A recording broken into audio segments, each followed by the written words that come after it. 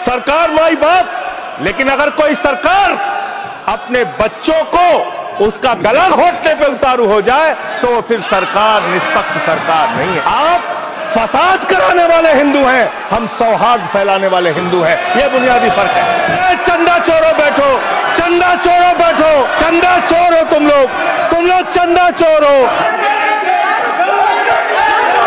80% आरक्षण दलित, आदिवासी और पिछड़े हिंदुओं को दीजिए। मैं समर्थन करूंगा आपका, माला पहनाऊंगा आपको, और किसी गलतफहमी में मत रहिए। आपको लोकसभा के चुनाव में मात्र 36% वोट मिला है। इस देश की 64% आबादी आज भी आपके खिलाफ है, आज भी आपके खिलाफ खड़ी है। किसी गलतफहमी में मत रहिए। बड़ी बड़ी सत्ता उखड़ गई और चली गई। न तेरा है न मेरा है, ये हिंदुस्तान सबका है। नहीं समझी गई ये बात तो नुकसान सबका है।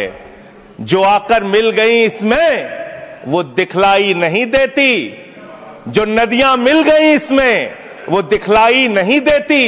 महासागर बनाने में मगर एहसान सबका है, महासागर बनाने में मगर एहसान सबका है। मान्यवर, हम लोग बचपन से एक शब्द सुनते आए, सरकार माई बाप। सरकार माई बाप यानी कि जो सरकार होती है वो लोगों की माई बाप होती है, मां की तरह ख्याल रखती है, पिता की तरह ख्याल रखती है। लेकिन अगर कोई सरकार अपने बच्चों को उसका गला घोटने पे उतारू हो जाए तो फिर सरकार निष्पक्ष सरकार नहीं है, नहीं है। मान्यवर, आप पिछड़ों का भला करने की बात करते हैं, आप दलितों का भला करने की बात करते हैं।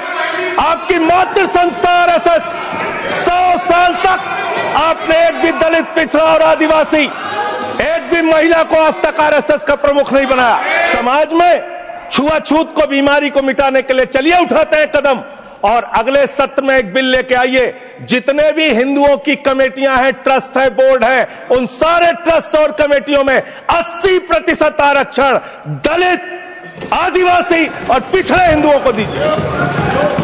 मैं समर्थन करूंगा आपका, माला पहनाऊंगा आपको। आप तो वो लोग हैं जिन्होंने प्रभु श्री राम के मंदिर में भी घोटाला किया। मान्यवर, प्रभु श्री राम के मंदिर के जमीन में घोटाला किया। मैं कागज दूंगा सर, मैं कागज दूंगा। कर दिया मैंने। ये लोग राम मंदिर में घोटाला करने वाले लोग हैं, राम मंदिर की जमीन का चंदा खाने वाले लोग हैं सर ये लोग। अरे प्रभु श्री राम के नाम का पैसा खाते हो तुम लोग। अरे बैठ जाओ, राम मंदिर का पैसा खाते हो। अरे राम मंदिर में घोटाला करते बैठो। अरे राम मंदिर का चंदा खाते हो। अरे चंदा चोरो बैठो, चंदा चोरो बैठो, चंदा चोरो बैठो, बैठो चंदा चोरो, चंदा चोरो बैठ जाओ। चंदा चोर हो तुम लोग चंदा चोर हो, चंदा चोर।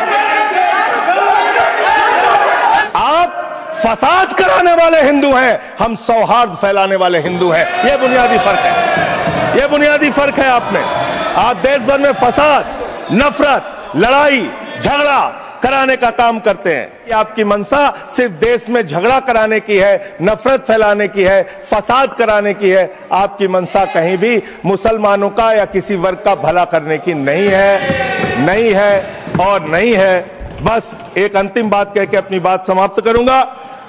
ये काम आपने देश के अंदर बहुत अच्छा शुरू कर दिया। आप एक काम करते हैं, देखो मुसलमानों को ठीक कर रहा हूं, दूसरी तरफ महंगाई बढ़ रही है, नुकसान हिंदुओं का। 94 लाख करोड़ रुपए शेयर बाजार में डूब रहा है, नुकसान हिंदुओं का। 11 लाख बच्चे स्कूलों से बाहर निकल गए, नुकसान हिंदुओं का। तो मुसलमानों का को ठीक करने के नाम पर आप नुकसान देश के करोड़ों हिंदुओं का भी कर रहे हैं। इसलिए ये सब बातें करके देश में आप नफरत फैला के ये सब झगड़े फसाद के काम मत कीजिए।